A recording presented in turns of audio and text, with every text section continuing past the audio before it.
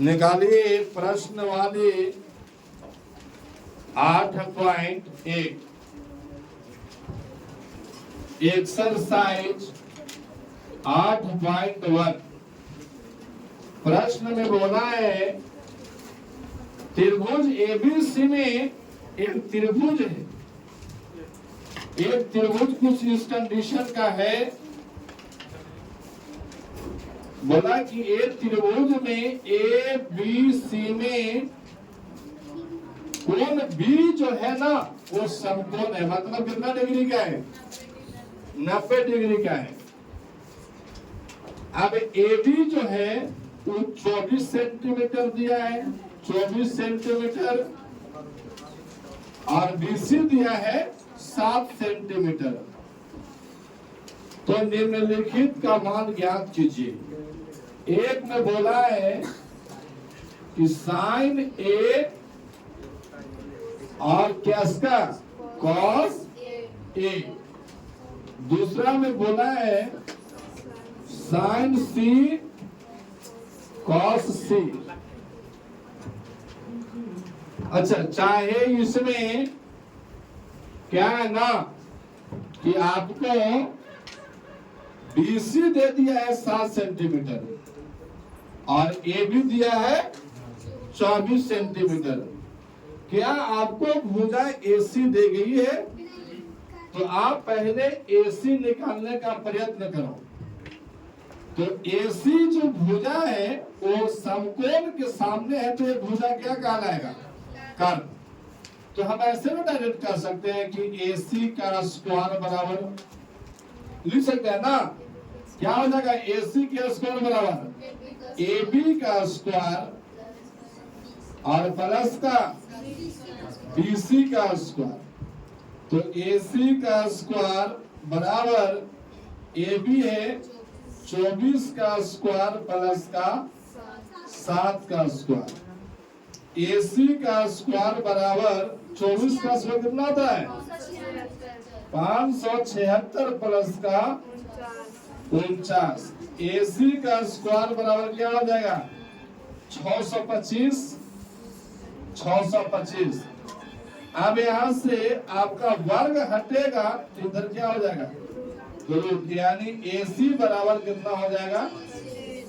तो ये वाला भुजा का लंबाई कितना हो गया? अब यहाँ पे देखिए, यहां बोला ज्ञात करने के लिए एक में साइन ए और कॉस ए। ए का मतलब है कि इस त्रिभुज में ए जो है ना वो मेन एंगल है। क्या है? तो अगर हम एंगल इसको मानते हैं, ए को घेर दिए एंगल बनाते, तो ये तो आपको कर्ण दिख रहा है, ये कर्ण है।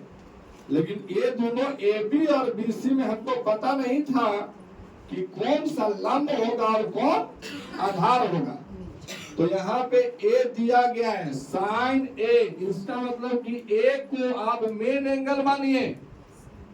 एंगल ए को मेन एंगल मानने के उपरांत फायदा क्या हुआ कि हमको पता लग गया कि इसके एंगल के सामने वाला भुजा जो बीसी है वो क्या हो जाएगा? लंब हो जाएगा। और ये जो बाकी बचेगा से क्या हो जाएगा? आधार हो जाएगा। तो हम कहेंगे साइन ए बराबर, साइन ए बराबर क्या होता है? लंब बचेगा कर्ण। अब यहाँ पे हो जाएगा साइन ए बराबर लंब कितना है? 7 बटेगा कर्ण कितना है? तो 7/25 आंसर। उसी टाइप में पुनः किसका वैल्यू? कॉस ए बराबर क्या होता है? लंब बटेगा आधार बटेगा कर्ण। अब यहाँ पे आधार कितना है आपका? 24। ध्यान लिखेंगे कॉस ए बराबर 24 बटेगा 25। यही आपका हो जाएगा आंसर। इसी टाइप में दूसरा देखूं तो दूसरा बोला है साइन सी और यहाँ पे कॉस सी। इसका मतलब कि आपकी जो दूसरा में ज्ञात करना है ना, उसी को मेन एंगल माना गया है। अब ये मेन एंगल एक वाला खत्म हो गया, तो एक वाला खत्म हो गया तो ये आधार और लंब भी तो चेंज होगा। अब इसके सामने वाला भुजा क्या, ये वाला हो जाएगा लंब, और ये वाला क्या हो जाएगा आधार। ऐसे मैं लिख करके केवल आपको समझने के लिए बता रहा हूँ, ऐसे लिखना नहीं है। एंगल अब सी हो गया। अब यहाँ पे लिखेंगे साइन सी बराबर, साइन का मतलब क्या होता है, लंब बटे का कर्ल।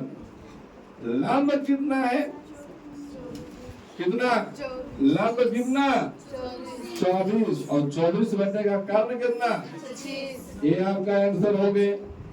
इसके बाद आपका बोला गया है पुनः किसका वैल्यू ज्ञात करना है, cos c। तो cos c बराबर क्या होता है, cos बराबर आधार बटे कर्ल। आधार कितना है इसमें 7 बटे का 25, यही आपका हो गया आंसर। चलिए बनाइए।